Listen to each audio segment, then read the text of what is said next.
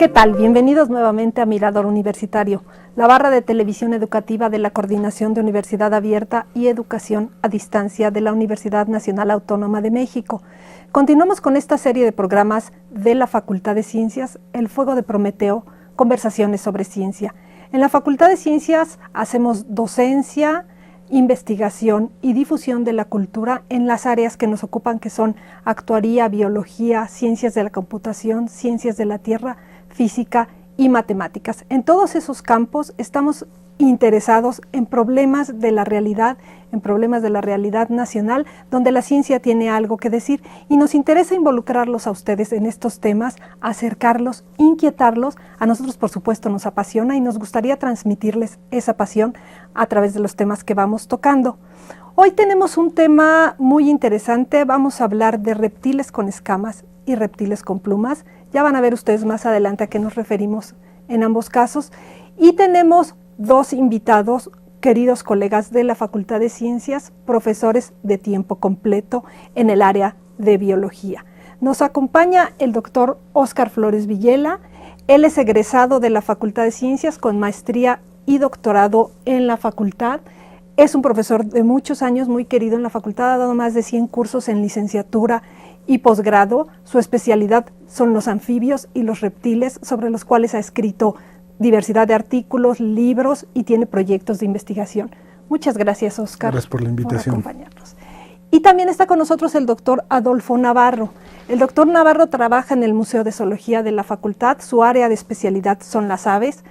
También estudió la licenciatura y el posgrado en la Facultad de Ciencias, recibió la distinción Universidad Nacional para Jóvenes Académicos y encabeza una serie de proyectos sobre aves en el país. Muchas gracias, Adolfo, por estar con nosotros. Por invitarme. Les recordamos que nos interesa mucho conocer su opinión, sus inquietudes, que nos hagan saber sus puntos de vista, sus preguntas. Estamos para servirles aquí en la Coordinación de Universidad Abierta y Educación a Distancia y en la Facultad de Ciencias de la UNAM. Les van a estar apareciendo como cintillos en la televisión los teléfonos y las direcciones electrónicas donde pueden comunicarse con nosotros. Vamos a empezar por ver una cápsula para introducirnos en esta conversación con nuestros invitados. Muchas gracias.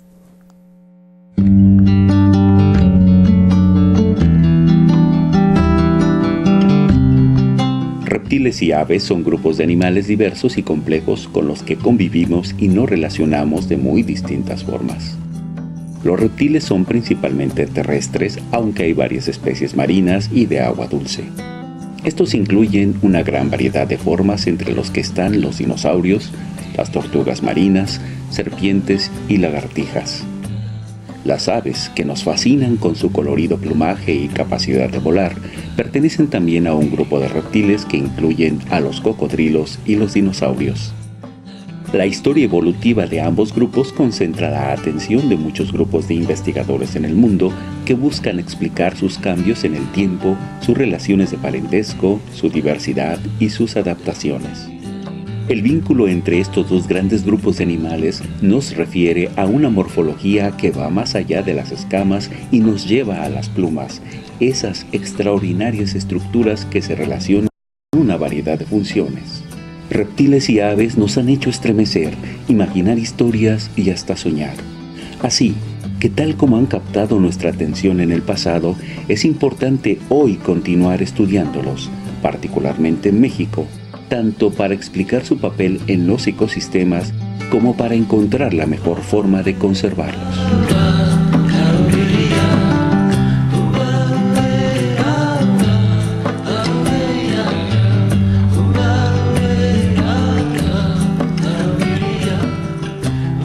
Bueno, ya vieron ustedes en la cápsula que vamos a hablar de reptiles y aves. Probablemente muchos de ustedes se sientan muy cercanos a las aves, pero vamos a hablar del origen de los grupos y vamos a ver por qué los estamos relacionando con los reptiles. Entonces, yo les invito a estar atentos y a comunicarse con nosotros al 5622-8720 y al 5622-8718 o a nuestra dirección electrónica mirador@coaed.unam.mx y externarnos sus puntos de vista.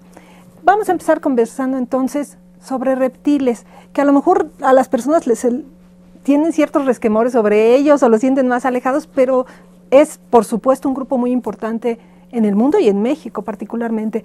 Óscar, ¿por qué estamos hablando de reptiles? ¿Qué reptiles en el pasado y qué reptiles actuales tienen escamas y por qué eso podría estar en la definición del grupo? Por favor. Bueno, lo que pasa es que en el presente, digamos, los reptiles que tienen escamas en el sentido estricto son los escamados. ¿Cuáles son los escamados?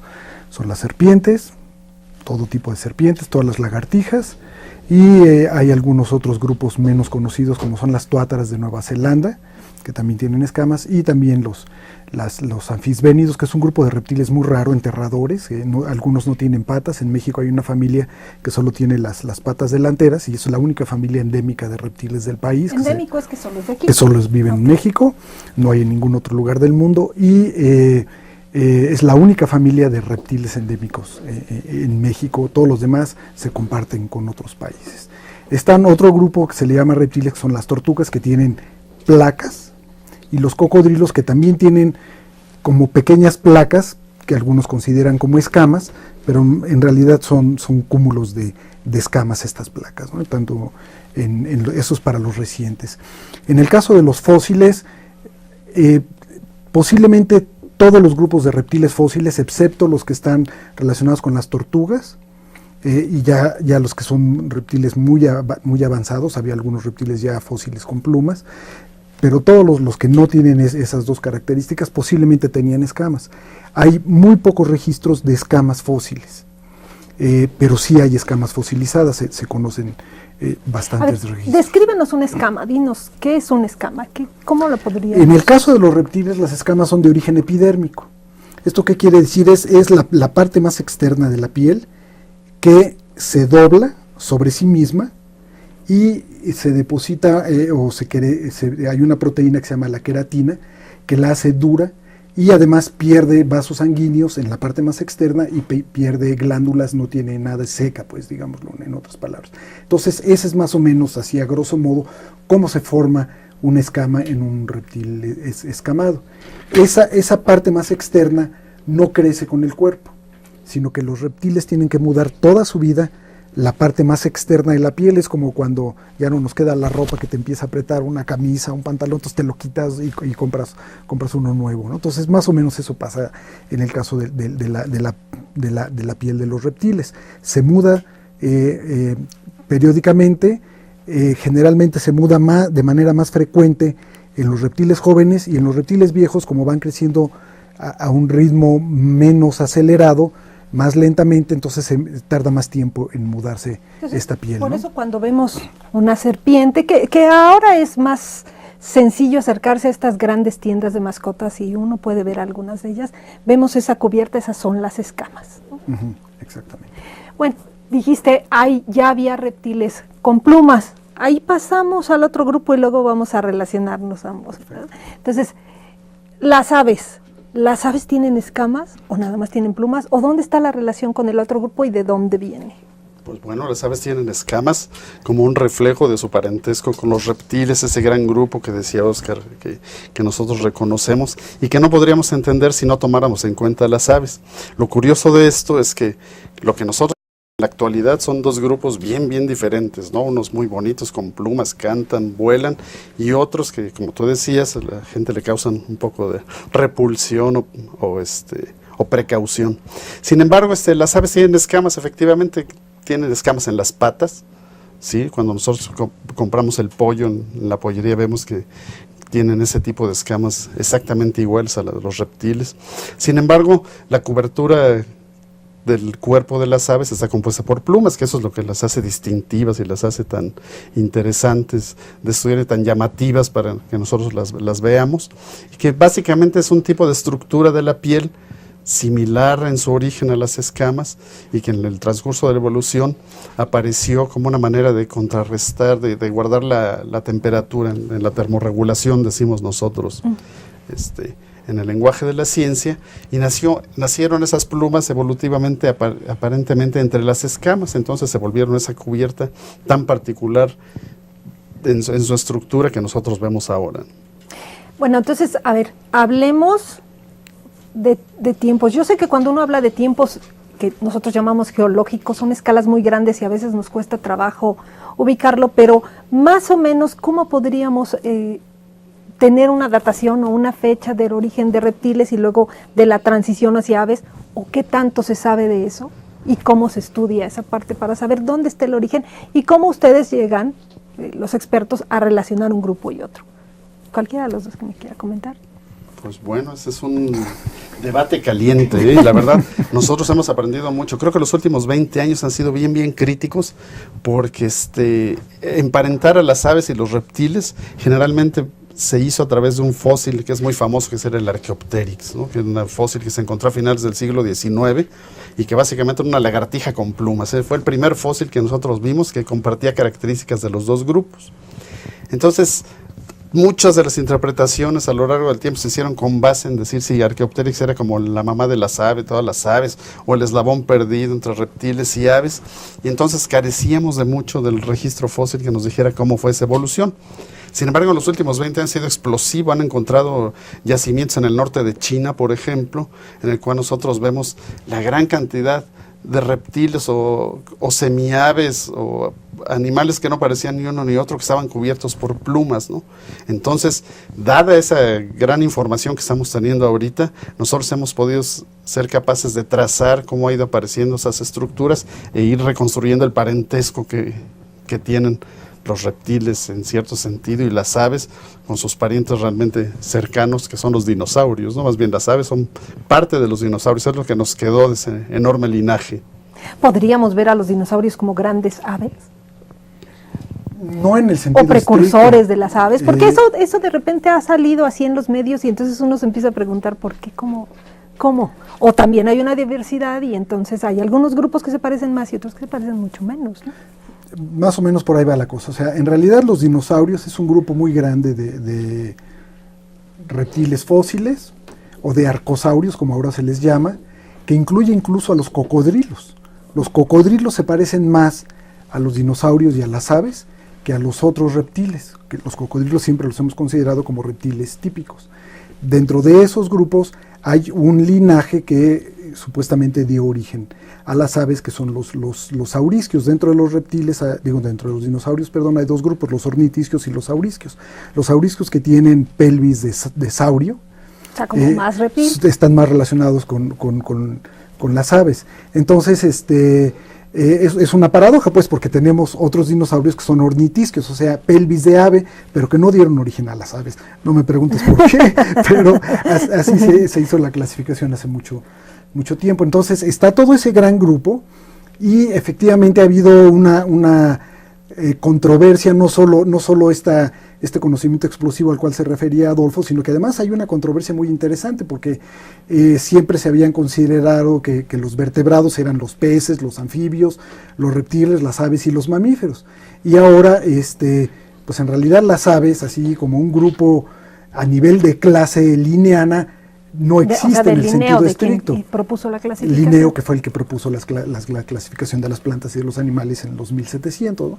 Entonces, las aves ahora pasan a ser un grupo diferente que se le puede llamar o reptiles, si consideramos todo el gran grupo de reptiles, o si ponemos por un lado a los arcosaurios, Iría los cocodrilos, y eso sería todo otro grupo al cual pertenecen las aves, y los cocodrilos también, y ya todos los otros reptiles, incluyendo tortugas, que también ahí hay otra controversia muy interesante, y todas las lagartijas, serpientes, y la tuátara está en Nueva Zelanda, podrían ser otro grupo aparte que se le podría llamar reptiles, y a esto se les llama arcosaurios. Hay una controversia entre los taxones. Y hay una enorme diversidad, entonces, porque digo, nos está separando y uno se pone a pensar, bueno, ¿qué otros grupos conozco? Tortugas, pero hay tortugas marinas, hay tortugas terrestres, claro, las lagartijas, estos animalitos que de repente encontramos en tierra caliente, que vemos en los techos, los camaleones que nos llaman tanto la atención en los documentales. Entonces, sí hay una variedad muy grande,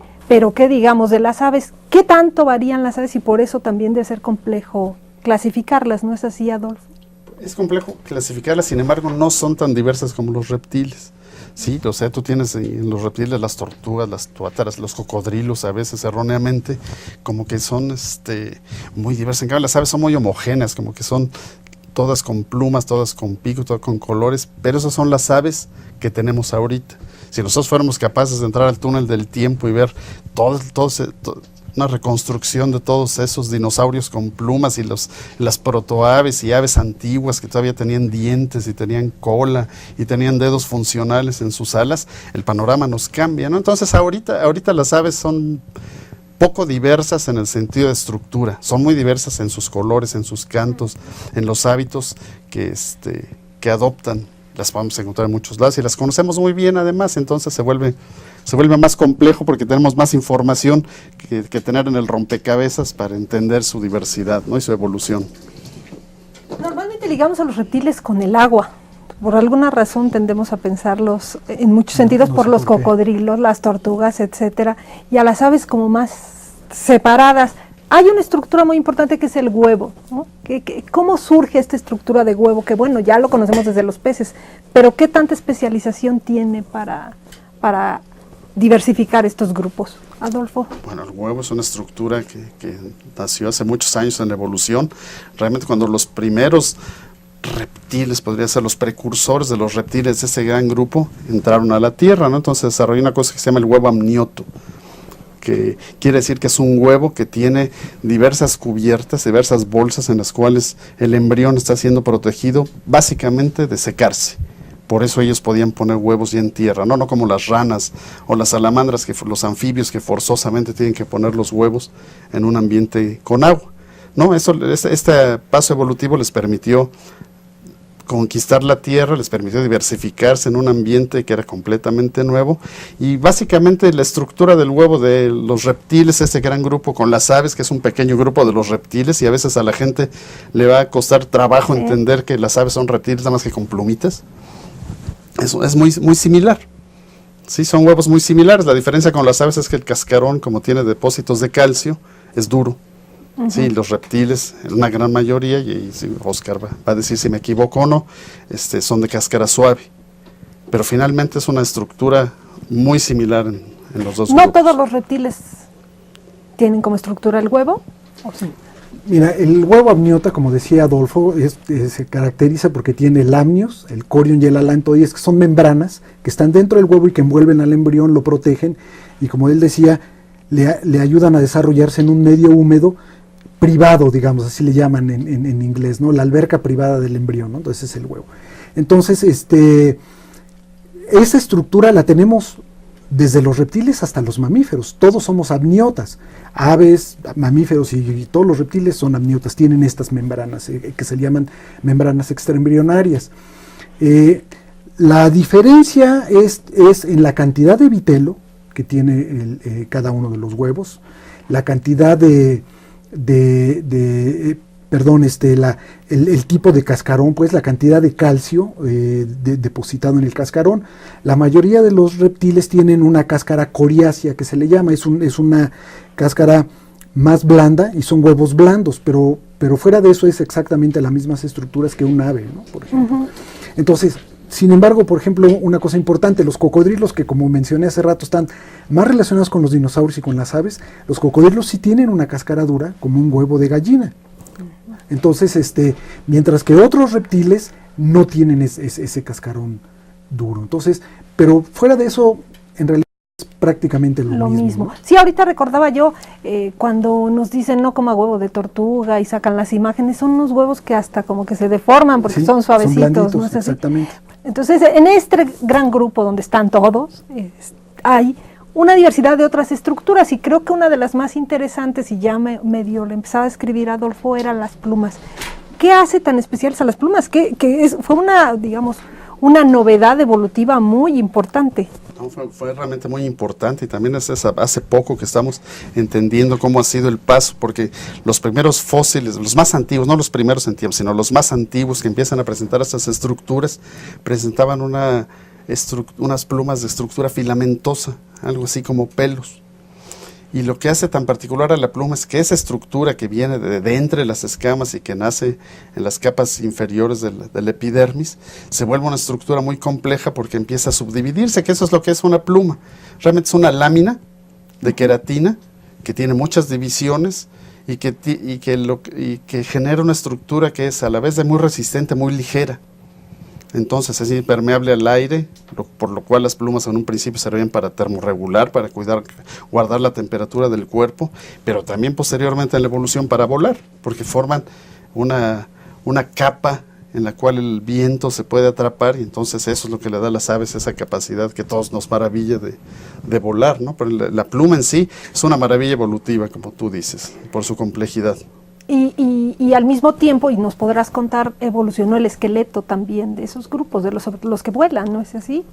Pues sí, aunque el esqueleto de las aves tiene muchas cosas compartidas con el de los dinosaurios y por eso hemos podido nosotros reconstruir su historia de una manera muy adecuada. Por ejemplo, los huesos de dinosaurios y de aves, volaran o no, son huecos, que quiere decir que tienen orificios, tienen bolsas de aire y aparte tienen tirantes para hacerlos resistentes, y eso posteriormente en la evolución mejoró la capacidad de vuelo.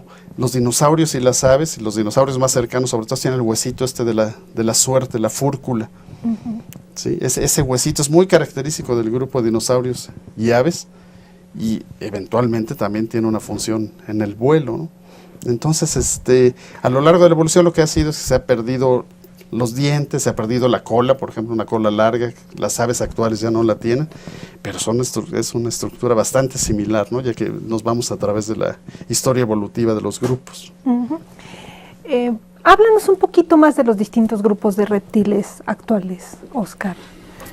Pues mira, básicamente están las tortugas, que incluye todo tipo de tortugas terrestres, marinas, de dulceacuícolas, que son la mayoría de las especies.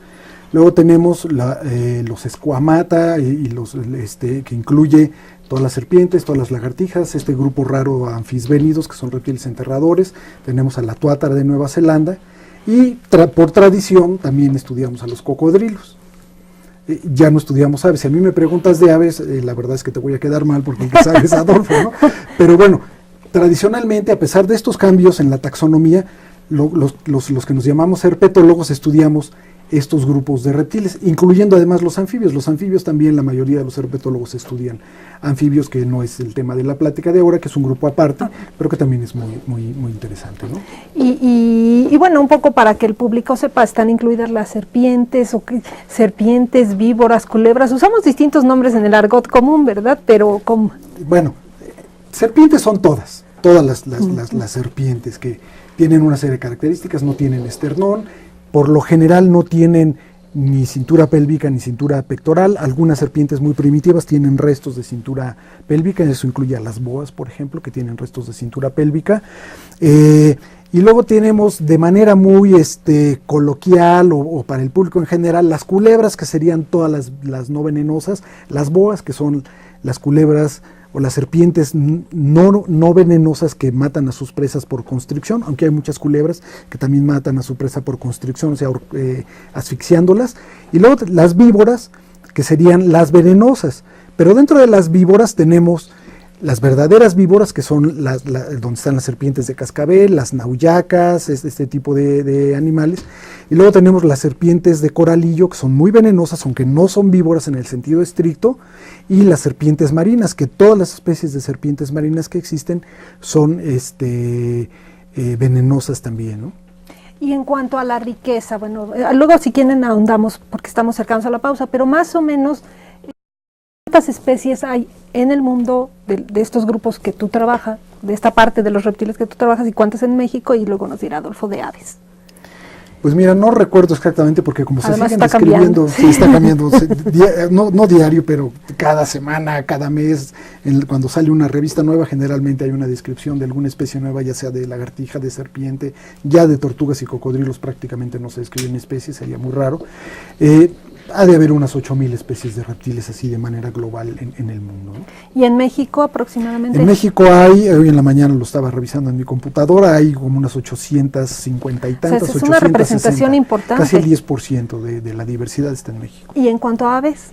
Adolfo. Pues aves son números interesantes, ¿no? Y bastante similares, a pesar de que los taxónomos de aves nos seguimos peleando nosotros y todos los días acerca de cuántas especies hay. Calculamos que hay alrededor de 9,500 especies de aves en el mundo. Unas más, unas menos, dependiendo del punto de vista del taxónomo, de las cuales entre 1,100, 1,200, dependiendo también de los puntos de vista, están en México, ¿no? Lo cual también es una representación muy relevante acerca de la diversidad mundial de aves. Y estos grupos, igual que los grupos de plantas, son muy importantes en México. Por eso México está considerado en algunos, otra vez, van a decir que aquí se la pasan peleando los biólogos, en algunas clasificaciones como el tercer país más diverso, o algunas como el cuarto, o sea, dependiendo cómo se le ubique, pero la diversidad entonces de vida en este país es muy alta. Y en la segunda parte de este programa vamos a platicar con el público sobre lo que significa conservar y para qué, y qué pasa con esta biodiversidad en México. Por supuesto, les invitamos a que sigan con nosotros. Les recuerdo nuevamente que están apareciendo los teléfonos, el 5622-8720 y el 5622-8718. Ambos son números de la Coordinación de Universidad Abierta y Educación a Distancia. Ustedes pueden hacernos llegar sus dudas y sus comentarios.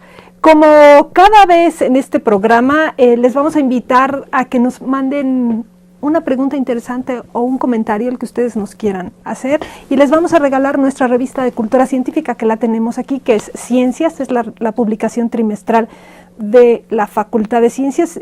Tiene una variedad de temas: biología, física, matemáticas, también tocamos las ciencias sociales, las humanidades, y además es una revista con un importante aporte artístico.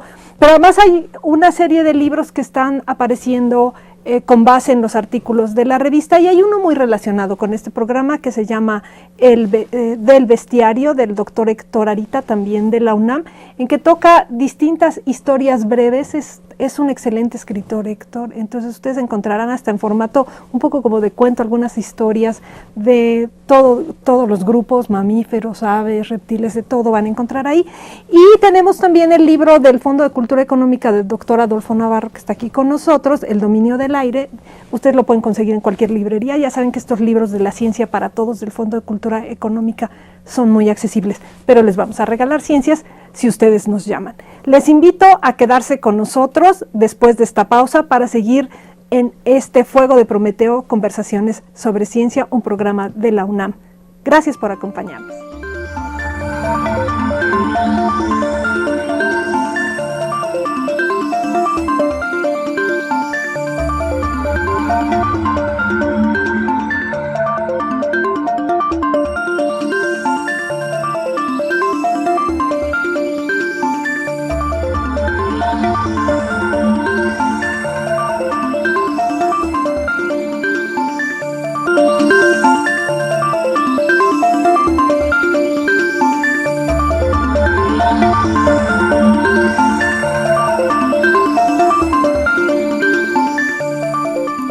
Gracias por continuar con nosotros en esta barra de Mirador Universitario con el programa El Fuego de Prometeo, conversaciones sobre ciencia, un programa de la Facultad de Ciencias de la Universidad Nacional Autónoma de México. Ojalá que se comuniquen con nosotros, van a seguir apareciendo las direcciones y los teléfonos. Y estamos conversando hoy con dos colegas expertos de la Facultad de Ciencias sobre este gran grupo de reptiles que incluye a las aves. Óscar, ya nos hablabas de la diversidad de grupos, nos hiciste una separación. Yo de pronto pensaba, bueno, ¿y qué son estos animalitos que de repente nos quieren vender? Salamandras, son distintos a las lagartijas que encontramos en el jardín y que con rápido a veces nos sacan unos sustos. ¿Qué tienen que ver estos pequeños grupos? Supongo que hay muchas diferencias que el taxónomo o que el experto en clasificación sí detecta y nosotros somos incapaces de ver. Bueno, en realidad las salamandras son anfibios, son más parientes de las ranas, y hay otro grupo de anfibios que se llaman las cecilias, que son unos anfibios que no tienen patas, enterradores, muy raros. En México solo hay 2 especies.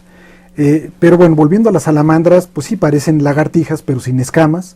Tienen todas las características en la piel de los anfibios. Hace rato yo mencionaba, cuando me preguntabas de qué eran esto de las escamas, las salamandras no tienen escamas, tienen una piel muy vascularizada, con muchas glándulas para mantenerla húmeda, porque los anfibios es muy fácil que se desequen, por eso no hay muchos anfibios en zonas áridas.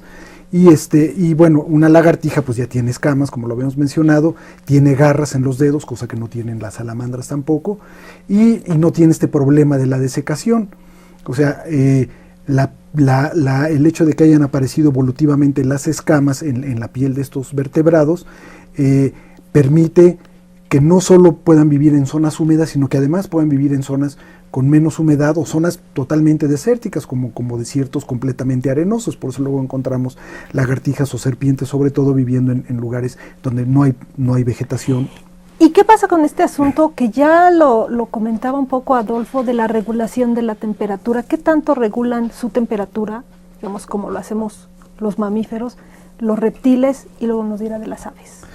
Los reptiles en realidad no regulan su temperatura. Esa es muy interesante la pregunta, porque ¿cómo le hacen los reptiles para poder estar activos, para alcanzar una temperatura a la cual puedan estar activos y moverse y comer y aparearse, y etcétera, etcétera? Son básicamente muchos comportamientos, son organismos que se les llama ectotérmicos. ¿Esto qué quiere decir? Que captan su temperatura corporal de la temperatura del medio, y esto básicamente lo hacen por conductas de asolearse. Entonces tienen que esperar a que, conforme va avanzando el día, salga el sol, empieza a estar el aire más caliente, empiezan a estar más activos, y entonces ya pueden realizar todas sus funciones. Y obviamente cuando se mete el sol en la tarde-noche, pues dejan de estar activos, aunque hay algunos reptiles nocturnos. Estos regulan su temperatura con el calor que se acumuló durante el día en piedras y en el sustrato del suelo. Se les llama ticmotérmicos, o sea que no son heliotérmicos. Heliotérmicos es cuando la regulan con el sol, ticmotérmicos es con las piedras, por ejemplo. Quedan calientes las piedras una vez que se mete el sol, y de ahí se posan en las tierras, o en las piedras, perdón, a veces incluso en el pavimento de las carreteras ahora, y por eso luego los encontramos en la noche atropellados, y de ahí toman su temperatura para poderse mover. Solo hay una especie de reptil que se ha demostrado que regula su temperatura, y es una tortuga marina, es la que le llaman tortuga laúd. Es una tortuga que es el reptil viviente más grande que hay, puede alcanzar a medir creo que unos 4 o 5 metros de longitud de la concha del carapacho, y este reptil incluso llega a invadir de manera así muy marginal aguas árticas, que son muy frías, y puede moverse precisamente porque sí hay un mecanismo muy parecido al de las aves y al de los mamíferos, para regular un poco su temperatura corporal, y a través del movimiento de los músculos genera calor, y entonces no se muere de frío, no se congela en aguas muy muy frías, en los mares del norte o en los mares muy muy al sur, cerca de ambos polos, ¿no? Y las aves, tú nos decías, Adolfo, que las plumas juegan ese papel también de reguladores de la temperatura. ¿Cómo la regulan? Claro. Y luego quiero que regresemos a lo de los tamaños, eso es importante, el tamaño sí importa. Sí, al contrario, los reptiles actuales, otra vez los reptiles, como estamos tratándolos de manera amplia, las aves sí son capaces de generar su propia temperatura, son animales endotermos, que quiere decir que el metabolismo propio del animal está generando la temperatura corporal adecuada para que desempeñe sus funciones fisiológicas. Las aves además tienen una característica, tienen un metabolismo muy muy elevado. El vuelo requiere de un metabolismo muy fuerte, y de hecho la temperatura corporal promedio de las aves es muy alta, cerca de 40 grados. Entonces el tener la cobertura de plumas asegura que el medio ambiente no no las enfríe, no las congele, pueden funcionar en una diversidad de ambientes. Entonces, si combinamos la cobertura de plumas con la cobertura de grasa y la energía interna que se está desarrollando fisiológicamente, pues por eso podemos ver aves nadando en las aguas del Ártico, las podemos ver en los desiertos y las podemos ver en una gran variedad de ambientes. Y de los tamaños, a ver, platícanos, porque hace rato comentábamos fuera del aire de los tamaños de algunas aves, las más pequeñitas y cuáles serían las más grandes. Pues sí, el ave más pequeñita es el colibrí abeja, pesa 2,5 gramos, es una cosita así, ¿sí? Del tamaño de un pulgar. Es el ave más pequeñita, se tiene el récord. El ave viva más grande en la actualidad es el avestruz, sí, que puede medir unos 2,5 metros de altura, es un ave muy grande. Sin embargo, ha habido aves en la historia de la Tierra que han sido más grandes, como el ave elefante que vivía en Madagascar, un ave que no volaba, que ya está extinta, que era casi del doble del tamaño de las avestruces, ¿no? Pero aún así el rango de las aves está dentro de esos dos parámetros, ¿no? Uh-huh. ¿Y de los reptiles, Oscar? Bueno, de los reptiles tenemos esta tortuga, si dejamos fuera los cocodrilos, pero hay especies de cocodrilos que llegan a medir hasta 6 metros de cabeza a la punta de la cola, por ejemplo. Y bueno, tenemos muchas serpientes muy pequeñas. Y tenemos este camaleón que comentábamos fuera del aire, como decías tú, que es muy pequeño, que más o menos se describió relativamente recientemente, que es una lagartijita, creo que también es de Madagascar, bastante pequeña. Y bueno, también de ahí tienes una gama de tamaños. Bueno, en las serpientes, por ejemplo, puedes tener serpientes boas muy grandes, 10, 12 metros de longitud también, ¿no? Entonces, que ahora ya es muy raro encontrarlas porque pues las matan y utilizan la piel, las han matado durante muchos años, pero bueno, hay registros en la literatura especializada de casi 12 metros de longitud de un pitón, por ejemplo, ¿no? Antes de irnos a la cápsula, me gustaría preguntarte algo, Adolfo, que tiene que ver con el vuelo. ¿Todas las aves vuelan? Pues no todas. Actualmente no todas vuelan. De hecho, tenemos un gran grupo de aves cuya característica es que no vuelan, que les llamamos nosotros las ratites, que son las aves corredoras.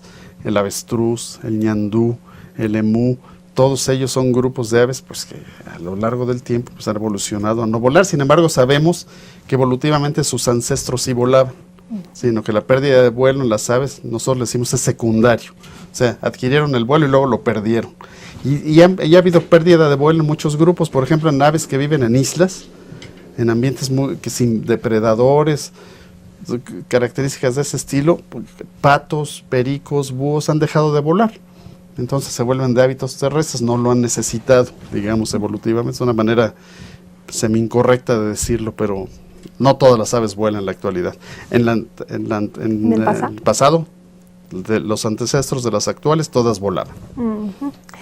Bueno, vamos a ir a una cápsula para entrar a esta segunda parte donde vamos a seguir hablando de diversidad de este gran grupo de reptiles y de cómo conservarlos, pero vamos a ver entonces relacionado con ello una cápsula justamente que está basada en un texto del doctor Héctor Arita de este libro que les mencionaba del bestiario. Vamos a la cápsula y los esperamos de regreso con nosotros.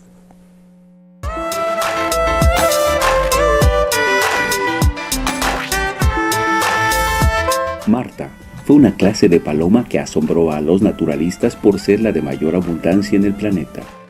Se la encontraba desde el sur de Estados Unidos hasta el norte de México. Se ha calculado que las parvadas de estas palomas llegaron a ocupar algo así como 2 kilómetros de ancho y cerca de 380 kilómetros de extensión, con alrededor de 2.000 millones de individuos, cubriendo el cielo y moviéndose a unos 90 kilómetros por hora. Como era una carne muy barata, se les cazaba al punto que un comerciante de Nueva York se ufanaba de vender más de 18.000 palomas diariamente a fines del siglo XIX. De manera que para 1896 se calcula que ya solo quedaban 250.000 individuos adultos. El último registro fue de un individuo en 1900. Así, la extinción alcanzó a una de las especies de aves más espectaculares que hubiera existido. Esta historia, al igual que la del bisonte, muestra que aún una especie muy común puede terminar desapareciendo por acción del hombre. La destrucción de los sitios naturales de establecimiento, alimentación y reproducción es la otra cara de la moneda de las especies comunes que pueden estar desapareciendo, entre las que puede haber no solo aves, sino cualquier tipo de organismos.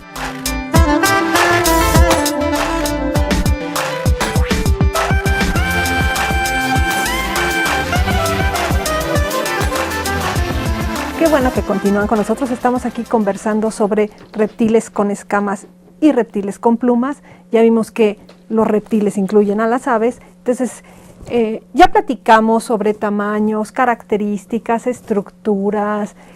Nos dieron nuestros expertos números de la riqueza en el mundo y en México. Yo les quisiera preguntar a ambos, ¿cómo andamos en México en el conocimiento y cuáles de estos grupos, cuáles son las zonas donde hay más riqueza de aves y más riqueza de reptiles, o si están dispersos por todo el país? ¿Cómo los encontramos, Adolfo? Pues sí, hay especies de aves en todo el país, ¿no? Sin embargo, esa riqueza, como tú atinadamente dices, está distribuida de manera diferente, ¿no? En general, el número de especies, que es lo que nosotros llamamos riqueza, está mejor representado en las zonas tropicales, ¿no? Si yo me quisiera ir a un lugar donde hay la mayor cantidad de aves, me iría a la selva, me iría a los Chimalapas, a la zona de los Tuxtlas, en el trópico húmedo. Sí, y obviamente las regiones más pobremente cargadas de especies pues son las zonas desérticas, las zonas más áridas, ¿no? Sin embargo, el número de especies que son exclusivas de México, las endémicas, tiene otro patrón. Por ejemplo, si yo quiero ver más especies endémicas, entonces me voy a las montañas o me voy a las zonas áridas, ¿no? Que son las regiones donde las especies han evolucionado independientemente durante muchos miles de años. Y entonces allí encontramos las especies bien exclusivas, bien nacionales. Uh-huh. ¿Y de reptiles en el sentido que la mayoría de la gente conoce? En general es muy similar el patrón. En todo el país hay reptiles. En las zonas de selvas húmedas hay mucha diversidad, no tanta como en las selvas húmedas de Centro y Sudamérica, pero hay bastante. Y en el caso de los endemismos, es muy parecido el patrón al de las aves en las montañas altas, sobre todo lugares de bosque de encino, bosque mesófilo, que son bosques muy característicos de México y Centroamérica. Y hay una particularidad con los reptiles que no estoy seguro si se comparte con otros grupos, no sé si en particular con las aves, pero con otros grupos no estoy seguro. Hay muchos endémicos en lo que es la costa del Pacífico mexicano, que ahí hay selvas secas, que se les llama, que no son tan húmedas como las del Golfo de México, la base de la península de Yucatán, el norte de Chiapas. Ahí hay unas selvas más secas, pero también tienen un alto contenido de especies endémicas de reptiles. Entonces, el patrón debe ser muy parecido en muchos grupos, puesto que en teoría pues las historias biogeográficas son compartidas entre los diferentes organismos, ¿no? ¿Y cómo llega uno a estas conclusiones? O sea, les quiero preguntar un poco metodología. Uno dice, bueno, ¿y cómo le hacen para saber que están con una nueva especie? ¿Se van al campo? ¿Qué usan para verificar? ¿Solo observan, atrapan ejemplares? ¿Cómo le hacen? Bueno, para eso es muy importante las colecciones científicas, y qué bueno que haces esa pregunta, porque eso es una cosa que el público en general no sabe. El tener buenas colecciones científicas es como tener una muy buena biblioteca. Cada organismo que hay en una colección científica, si tiene datos completos de localidad, de fecha de recolecta, de en dónde se recolectó, tipos de vegetación, quién lo recolectó, etcétera, etcétera, es toda una fuente de información para documentar estas cosas. Entonces los taxónomos, los que tratamos de buscar especies nuevas, pues tenemos que saber qué es lo que se ha descrito, y eso, como lo sabemos, bueno, pues a través de publicaciones, ¿sí? O hay libros o hay revistas especializadas donde se publican las especies nuevas, y además pues tenemos que saber en dónde están las colecciones científicas importantes para podernos referir. A veces necesitamos, para estar seguros de que lo que tenemos en la mano, que salimos al campo y recolectamos un organismo, es una especie nueva, pues tenemos que compararlo con otros organismos que se le parecen, y para poder decidir si es una especie nueva o no es una especie nueva, si es una especie ya descrita. Entonces es muy importante tener buenas bibliotecas y tener una buena colección científica. Y hay que acordarnos que ustedes, los expertos, tienen métodos muy particulares para acercarse al organismo, recolectarlo, prepararlo, lo que haya que hacer, no es nada más pescar lo que sea y ver cómo me lo llevo, ¿no? Entonces hay toda una metodología y vamos a hablar en la parte final del programa de cómo se prepara, por ejemplo, un herpetólogo. En el caso de las aves, Adolfo. Pues es muy similar. Yo creo que gran parte de conocer la diversidad es explorar, porque tenemos muchas zonas inexploradas en esa vez. El trabajo de campo es vital. Sí, tenemos que ir al campo, tenemos que ver las especies, tenemos que recolectar algunos individuos para estar seguros de su identificación, y sobre todo ahora, si queremos saber si es una nueva especie o no, nosotros nos apoyamos de muchos caracteres nuevos. Tomamos fotos, grabamos los cantos, por ejemplo, entonces esos cantos pueden ser analizados en programas de cómputo que nos dicen, a lo mejor son cosas similares, pero los cantos difieren. Nos apoyamos de los genes. Ajá. Sí, entonces las colecciones actualmente, como decía Óscar, pues son una biblioteca muy importante, son un reservorio de información de la que nosotros, los que estudiamos diversidad biológica, nos apoyamos. Es la columna vertebral de nuestro trabajo. Y una vez que nosotros, trabajando en el campo, trabajando en las colecciones, trabajando en la bibliografía, tenemos un panorama de cuál es la diversidad, podemos entonces pasar a la siguiente parte: cómo se distribuye esa diversidad. Hay tantas especies, pero estas están aquí, estas están acá, así se agrupan, se acumulan. Entonces una parte encantadora de nuestro trabajo, el reconocer la diversidad biológica. Y como todos los biólogos actuales, ya no se los imagina el público, ojalá nada más como naturalistas que andan en el campo agarrando cositas y contando, usan metodología nueva, métodos de análisis molecular Claro. y que van incorporando para la clasificación y para hacer ustedes su propia aportación a la clasificación mundial de los grupos, ¿no es así?